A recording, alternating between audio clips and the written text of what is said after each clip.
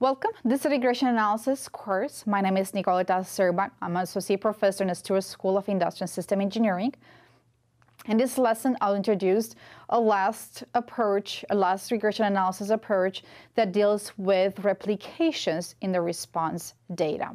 I'll return now to the one-way ANOVA model. In ANOVA, or analysis of variance, the data consists of multiple samples of data for a response variable of interest, differentiating groups or populations described by a categorical variable or label.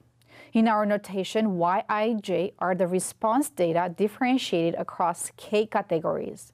We can write a response as a sum between the mean of the category from which the response is observed plus an error term epsilon. We can decompose the means further as a sum between an overall mean mu and the group effects tau I, where the sum of all group effects is 0. In many examples of such data, each sample consists of replications of the same measurement across subject or experimental settings. For example, for a set of subjects, we may observe their neurological response to a task over repeated measurements in the same experimental setting. In this case, the group effect tau I is best thought of as random because we only sample a subset of the possible outcomes. How will the ANOVA model change if we assume that the group effect is random? The common approach is to assume that not only the error term is normally distributed with mean 0 and constant variance, but that the group effect is also normally distributed with mean 0 and constant variance, where the variances of the error terms and of the group effects are two different parameters. In this model, we may be interested whether there is variability across subjects, for example. Are the assumptions the same as in ANOVA with fixed effects? In the random effects model, the observations are no longer independent, even if the error terms are independent. When to use the random effect model versus the ANOVA model we've learned in one of the earlier lectures in this course. Generally, a group effect is random if we can think of the responses we observe in that group to be samples from a larger population. Have we observed all possible outcomes within a particular experimental setting? Here are two examples. If collecting data from different medical centers, center might be thought as random. If surveying students on different campuses, campus may be a random effect.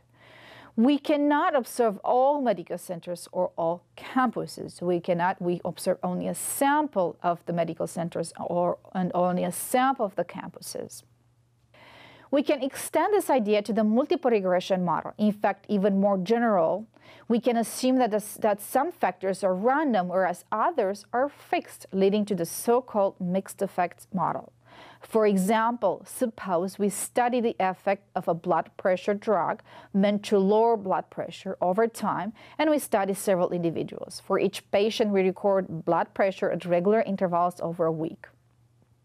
We can model blood pressure using a mixed effects model where the group effect tau I is assumed random, since the drug for blood pressure will have varying efficacy in the population. Whereas we can also model the relationship to the weak effect, assuming a fixed effect.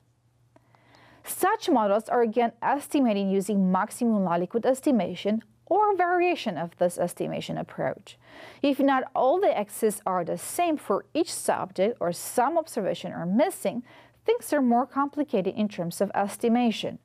Moreover, the covariance matrix of Y is more complicated, so it is not a diagonal matrix as in multiple linear regression.